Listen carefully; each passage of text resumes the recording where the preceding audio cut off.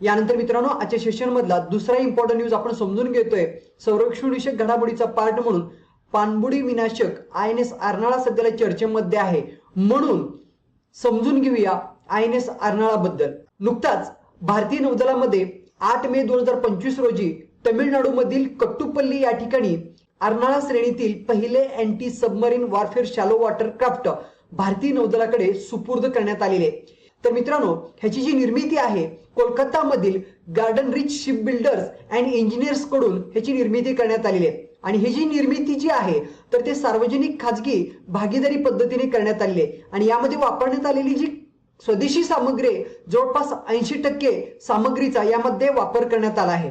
या युद्धनौकाकडे पाण्याखाली टेहळणी करण्याची क्षमता आहे, ज्यामुळे शत्रूच्या पाणबुड्याचा शोध घेऊन हल्ला करता येणार आहे। भारत सरकारचा आत्मनिर्भर भारत उपक्रम सुरू करण्यात आलेला आहे। उद्देश जर लक्षात घेतला तर भारतीय नौदलांची पाणबुडी विरोधी युद्ध क्षमता बळकट करणे हे उद्देश ठेवून भारत सरकारने आत्मनिर्भर भारत उपक्रम सुरू केलेला आहे। या उपक्रमाअंतर्गत काही प्रकल्प महत्त्वपूर्ण प्रकल्प हाती घेण्यात आलाय। त्या अंतर्गत 16 anti submarine warfare shallow water craft जहाजे निर्माण करण्याची उद्दिष्ट ठेवून हा प्रकल्प सुरू करण्यात आलाय। या अंतर्गत एकूण 8 जहाजे कोचिन शिपयार्ड लिमिटेड मधून तयार केले जाणार आहेत आणि उर्वरित 8 जहाजे कोलकाता मधील garden rich ship builders and engineers कडून तयार केले जाणार आहेत। अर्नाळा आणि माहे वर्गातील जहाजे म्हणून ओळखले जाणार आहेत।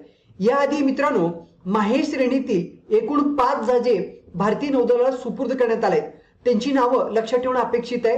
माहे श्रेणीतील जे जहाजे आहेत, एक माहे, दुसरे मालवण, तिसरा मंगरोळ, तिसरा मालपे आणि चौथा मुलकी।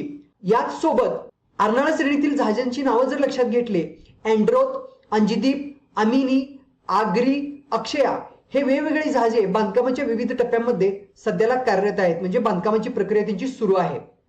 अर्नाळा श्रेणीतील युद्धनौकेचं शस्त्र प्रणाली आणि क्षमता जर विचारात घेतली तर यामध्ये सोनार प्रणाली बसवण्यात आलेली आहे, जो की अत्यंत प्रगत सोनारसह हा पाणबुड्याचा शोध घेण्यास सक्षम आहे।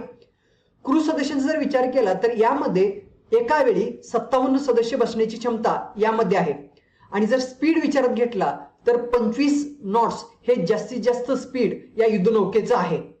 नॉट्स हे गती मोजण्याचे एकक आहे मित्रांनो, लक्षात ठेवा। सामान्य विज्ञान या घटकांतर्गत परीक्षेमध्ये प्रश्न विचारू शकतात। प्रामुख्याने नॉट्स हे जे एकक आहे तर ते समुद्री आणि हवाई वाहतुकीमध्ये प्रामुख्याने वापरली जाते।